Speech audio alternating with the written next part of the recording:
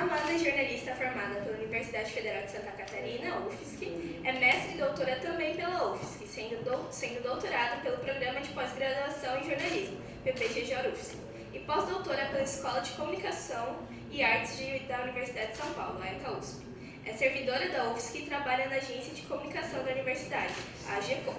Contribui com o site ICL Notícias e é criadora da newsletter Passando a Limpo. Pedimos então que Amanda dê início com sua fala, depois Shirley, e abriremos para perguntas. Bom dia, gente. Primeiro quero agradecer, dizer que é um prazer estar aqui, né? Agradecer de novo pelo convite.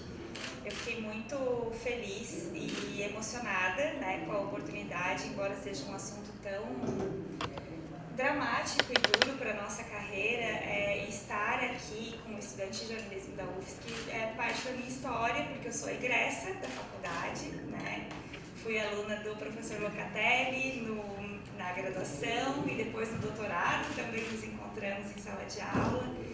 E sou das turmas que fizeram as primeiras semanas de jornalismo, então sou das antigas mesmo, né?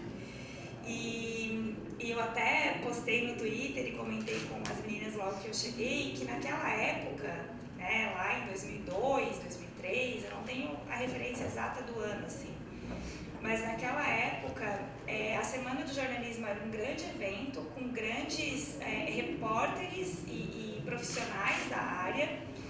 E eu tentei puxar pela minha lembrança as palestras que eu tinha presenciado, porque eu nunca participei da organização, né? As minhas turmas, no geral, participavam, mas eu nunca me envolvi diretamente com a organização de uma Semana do Jornalismo. Mas eu ia em todas as palestras. E eu tentei puxar pela memória e eu simplesmente não lembrei de nenhuma palestra e de nenhuma mesa com profissionais mulheres. E na época nós já tínhamos, claro, muitas referências no jornalismo, e daí eu comecei a lembrar quem que eu acompanhava no jornalismo político naquela época, né? E lembrei de muitas mulheres também, e lembrei de um quadro do programa do Jô Soares, que eu não sei se vocês... Acho que vocês talvez não tivessem idade ainda na época para acompanhar, mas o quadro chamava Meninas do Jô, né? Que era assim, na época a gente não discutia questão de gênero de uma forma muito profunda, mas o próprio nome do quadro já tinha uma conotação um pouco esquisita, assim, né? Apesar de o Jô ser uma referência progressista também do nosso campo. E era um quadro com mulheres debatendo política, mulheres jornalistas debatendo política, entre elas a Natuza Neri, que continua sendo uma grande referência do jornalismo político na Globo News, né? E é uma profissional de referência, assim, para muita gente. Então, assim, só o convite já me fez lembrar de como a questão de ser uma mulher trabalhando com jornalismo político, ou trabalhando na interface da política, né, porque como assessora de imprensa da universidade eu também, de certa forma, me envolvo com assuntos políticos, porque vocês sabem que a universidade é uma instituição política, é algo que traz uma série de barreiras e de dificuldades que é saudável que a gente discuta, né? E que a gente também não pode encarar como terra arrasada, né? Pensar que existem só aspectos pessimistas, porque o fato da gente estar aqui e da gente ter nossas trajetórias, que já são consideradas referência e inspiração para muita gente, isso também é algo positivo, né? Então somos aqui sobreviventes e estou muito feliz por essa oportunidade.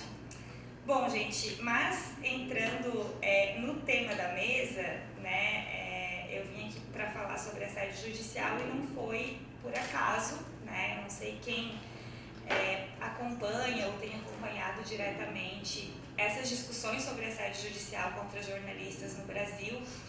É uma linha que vem sendo trazida por entidades, né, como a Abrage, por exemplo, que é uma associação para jornalistas investigativos, mas que vem também atuando com jornalistas que não são necessariamente, que não trabalham necessariamente com investigação, mas que trabalham nos desertos informativos, que são as áreas em que existe baixo índice de cobertura jornalística, em que existe uma presença muito forte de grupos de comunicação e em que o jornalismo regionalizado praticamente é inexistente. Então a Abrage também abarca esses profissionais.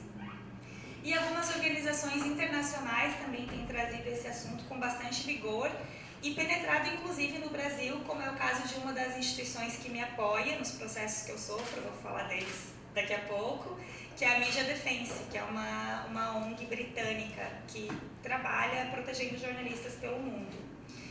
E o assédio judicial ele tem se tornado uma ameaça muito forte no Brasil, né? A gente ainda tem um judiciário também pouco resiliente a esse tipo de processo. E a minha experiência, ela tem sido, evidentemente, um pouco traumática para mim, mas eu tenho usado essa experiência traumática para tentar trazer a discussão para o meu entorno e para a sociedade de alguma forma mais ampla. Por isso que eu nunca me recuso a falar sobre isso, ainda que sejam sempre experiências, né, de rememorar tudo que aconteceu. E quando a gente rememora, a gente fica com ranço, com sensação de injustiça, com tristeza. Ainda que isso aconteça, falar sobre isso é importante, porque a minha experiência não só não foi a primeira, a da Shirley me antecede e é muito mais grave do que a minha, depois ela vai falar, mas viram outras, né? E eu posso falar isso com muita certeza, viram outros jornalistas e outras jornalistas a serem processados por desenvolverem sua atividade, né? Essa tentativa de silenciamento já é uma prática e é uma tática também, é uma estratégia utilizada por pessoas com perfis autoritários, né? Sejam políticos, que é o meu caso, sejam magistrados, como é o caso da Shirley, sejam poderosos, empresários, como acontece também. A Abrage tem um ranking dos principais assediadores de jornalistas. E lá temos empresários, temos banqueiros, temos políticos, temos pessoas que estão muito presentes no núcleo de poder. Né? Então, essa prática de mover processos contra jornalistas, ela também é uma prática que parte de uma hierarquia muito marcada. São pessoas muito poderosas, com muito dinheiro, com muita influência, ou seja, que de alguma forma também podem ter algum tipo de influência no judiciário, né, que é quem vai julgar essas causas, que movem os processos contra os jornalistas. E isso está muito bem expresso nesse ranking que eu já comentei, né, que eu posso depois passar para vocês também. O documento ele está gratuitamente público na internet, que é o ranking de assédio judicial contra jornalistas da Abrage. Eles fazem todo o monitoramento. E lá, Santa Catarina, o Tribunal de Justiça de Santa Catarina é o segundo que mais tem ações contra jornalistas. Só perde para São Paulo, que é um estado muito maior, né? Então, proporcionalmente, Santa Catarina ainda tem um problema maior de assédio judicial contra jornalistas. E nós temos figuras muito conhecidas do nosso estado que estão no ranking dos principais assediadores de jornalistas do judiciário. O primeiro é o Luciano Hang, que vocês conhecem por outro nome também, né? Que é o velho da Havan. E em quinto lugar tem a deputada extremista bolsonarista Júlia Zanata, que é quem me processa 2 processos que ela move contra mim pelo mesmo objeto. E agora eu vou contar essa história dos processos que ela move contra mim para vocês. Bom, primeiro eu acho que é importante eu falar que eu sou uma jornalista que voltei a atuar como jornalista no fronte do jornalismo político depois de muito tempo. Eu cobri política em Santa Catarina entre 2008 e 2010, no grupo RBS, que não existe mais, mas que agora é MSC, né? Eu trabalhei no DC Online e no Jornal A Notícia.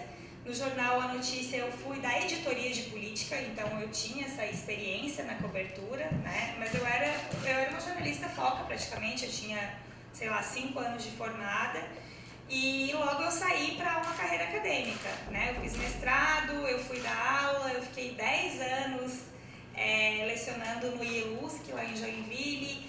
E assim, eu nunca deixei de trabalhar com jornalismo porque eu sempre fui mão na massa, eu sempre gostei muito de reportagem, eu sempre gostei muito de apurar, sempre gostei muito de escrever, né, de trabalhar com notícia, tanto que as minhas disciplinas, quando eu era professora, também eram disciplinas desse eixo mais prático, né, mais profissional.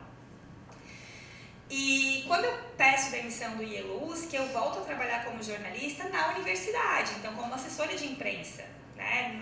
Eu não voltei para trabalhar como repórter, a gente não existe a figura de repórter na estrutura funcional das universidades, existe, né, de jornalista, de assessor de imprensa, e foi nessa carreira que eu entrei.